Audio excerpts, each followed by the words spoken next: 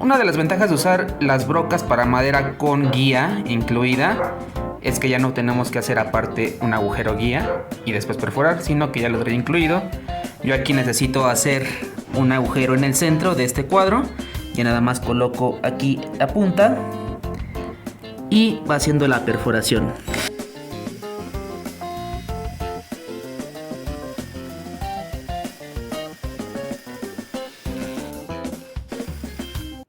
Y listo.